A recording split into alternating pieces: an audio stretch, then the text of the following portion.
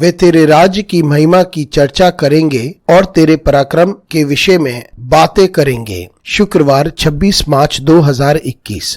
आज के मनन के लिए मैंने आप ही के लिए चुना है प्रेरितों के काम अध्याय 15 और उसका 11वां वाक्य। हाँ, हमारा ये तो निश्चय है कि जिस रीति से वे प्रभु यीशु के अनुग्रह से उद्धार पाएंगे उसी रीति से हम भी पाएंगे। आपका दिन आशीषित हो। हम अनुग्रह से बचाए गए हैं और दूसरे भी अनुग्रह से बचाए गए हैं। आइए इस वाक्य पर हम मनन करते हैं। आज की सुबह का विषय है सबके लिए अनुग्रह।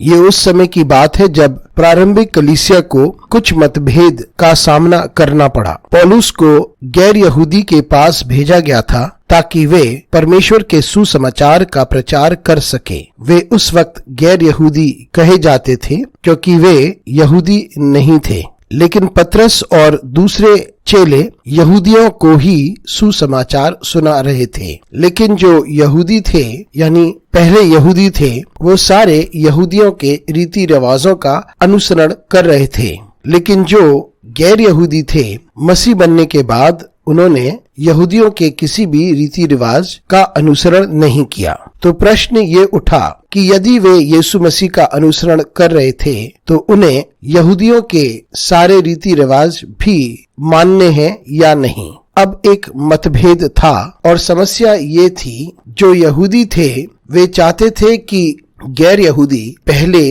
यहूदियों के सारे रीति रिवाज को माने, उसके पश्चात वे यीशु मसीह का अनुसरण करें। मतभेद काफी गंभीर था और इसको लेकर के बड़ा विवाद था। तो इस समस्या को सुलझाने के लिए उन्होंने एक बैठक बुलाई और अंत में वे इस निष्कर्ष पर पहुंचे कि हम सभी अनुग्रह से ही बचाए गए हैं और ये किसी भी धर्म के अनुसार नहीं, ना ही किसी रीति रिवाज के अनुसार है, लेकिन हम जो कुछ हैं या जो कोई भी हो, हम अनुग्रह से ही बचाए गए हैं। और ये भी समझना होगा कि दूसरे भी अनुग्रह से ही बचाए गए हैं, ना कि किसी रीति रिवाजों से जिसका हम अनुसरण करते हैं। मित्रों, हमें भी ये समझना चाहिए कि हम अनुग्रह से ही बचाए गए हैं, ना कि अपने कामों से, ना ही जिस तौर तरीके से हम जीते हैं, ना ही हमारे भले कामों से, ना ही उस परिवार की वजह से जिसमें हम पैदा हुए हैं, ना ही उन रीति रिवाजों से जिसका अनुसरण हम कर रहे हैं।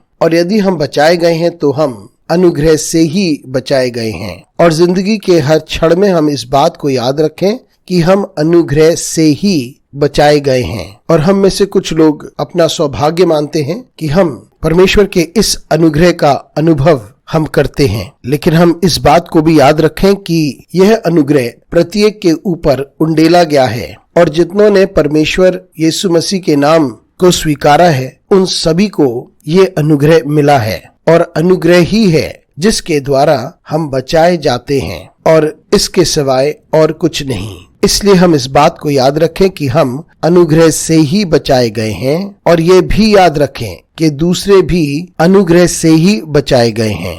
परमेश्वर हमें ये बल दे ताकि हम इस बात को स्वीकार लें कि परमेश्वर की निगाह में हम सब बराबर हैं और सभी पर अनुग्रह और उसकी दया उंडेली गई है और वे भी विश्वासियों के समुदाय में जुड़े हुए हैं। अनुग्रहकारी परमेश्वर स्वर्गीय पिता, आज की सुबह के लिए तुझे धन्यवाद देते हैं। हमारी सहायता कर परमेश्वर ताकि हम तेरे अनुग्रह को समझ सके। यीशु मसीह के नाम से मांगते हैं, आमीन।